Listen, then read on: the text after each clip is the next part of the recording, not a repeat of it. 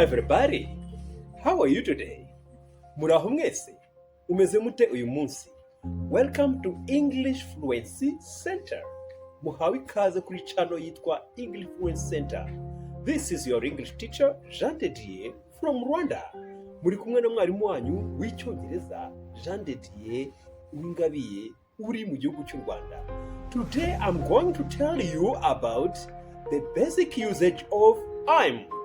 Uyu munsi nkaba ngiye kubabwira imikoreshereze y'ibanze ya I'm. I'm is the abbreviation of I am.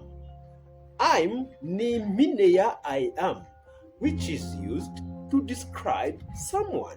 Ikoreshwa uvuga umuntu uko ameze or what someone is doing, cyangwa ibyo ari gukora.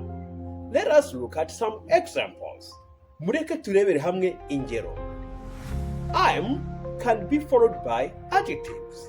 I'm ishobora gukurikirwa n'icyo bita ibinyazina, icyo bita adjectives. For example, urugero, I'm confused, mfite urujijo. I'm happy, ndishimye. I'm excited, ndishimye cyane. I'm tired, ndananiwe. I am can also be followed by in, at, or on. I am ishobora gukurikirwa na in, at, cyangwa on. For example, I am in the classroom, ndi mu ishuri. I am in the park, ndi muri parike. I am in the mall, n'ibindi. Iyo uvuga ahantu hafunze kurimo uvuga I am in. You can also say I am at, uvuga ahantu runaka uri. To say where you are. For example, I am at school, urugero ndi ku ishuri. I am at church, ndi ku rusengero. I am at home, ndi mu rugo. You can also say I am on, saying what you are using or which is being utilized. For example, ushobora kuvuga ngo ndi ukoresheje on uvuga ikintu uri gukoresha. Urugero, I am on the computer, ndi gukoresha computer. I am on the phone, ndi gukoresha telefone cyangwa ndi kuri telefone.